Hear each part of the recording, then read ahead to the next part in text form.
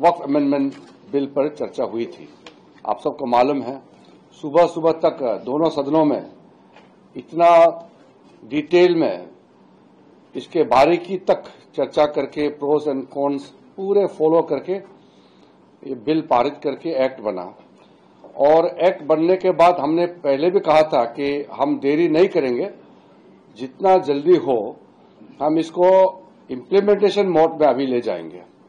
तो आज वक्फ amendment act का पहला सबसे बड़ा इम्प्लीमेंटेशन का प्रोसेस आज शुरू हो गया है।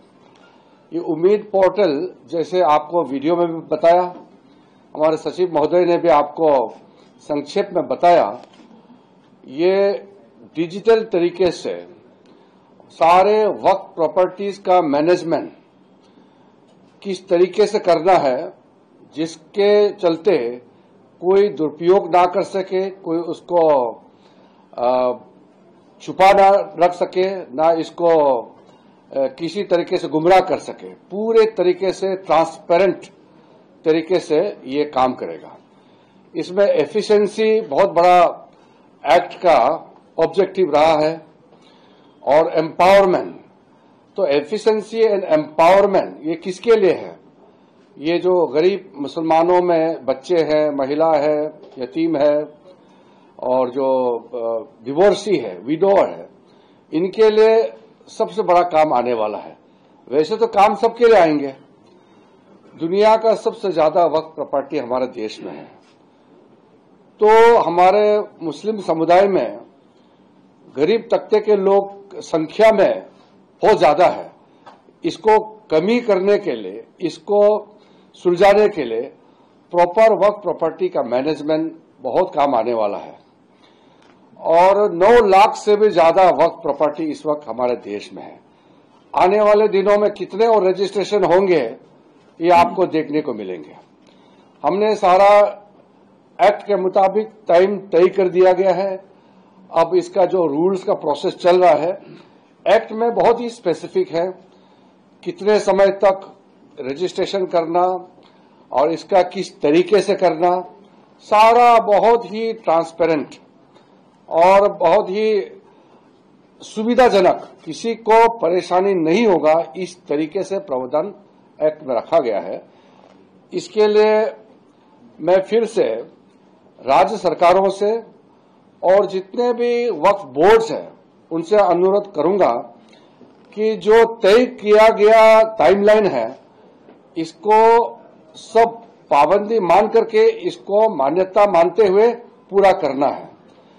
क्योंकि अगर हम समय पर काम नहीं करेंगे तो फिर उसका एक्सटेंशन करने के लिए ट्राइब्यूनल के पास जाना, फिर रिलैक्सेशन करवाना, ये बिना मतलब का झमेला पैदा हो सकता है। इसलिए कानूनी तौर पर जो भी एक्ट में प्रावधान रखा है उसके मुताबिक टाइमलाइन को सब मेंटेन करें।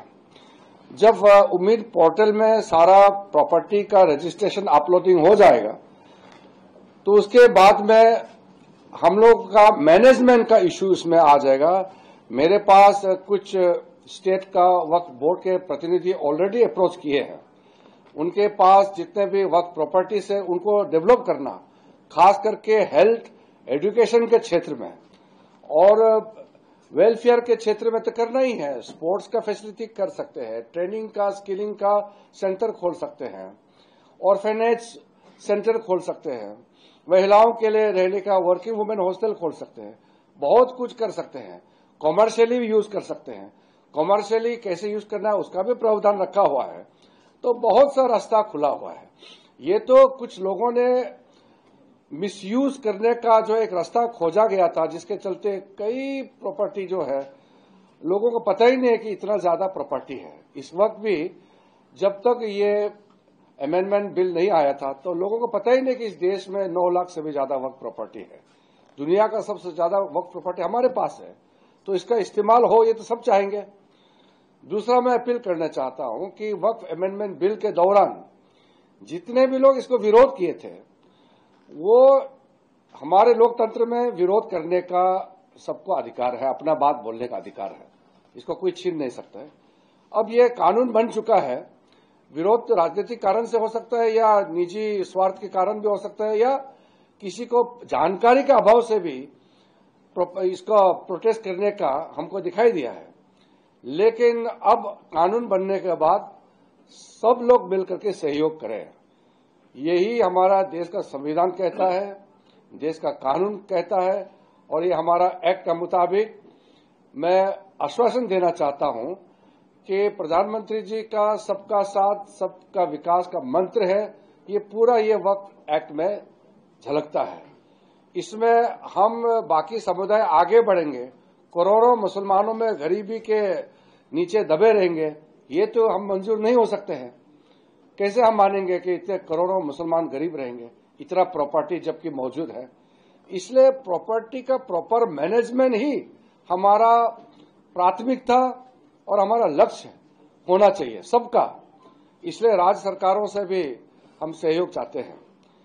आज ये उम्मीद पोर्टल लॉन्च करने के बाद हम लोग फॉलोअप भी करेंगे और हमारा मंत्रालय ने बहुत मेहनत किया है।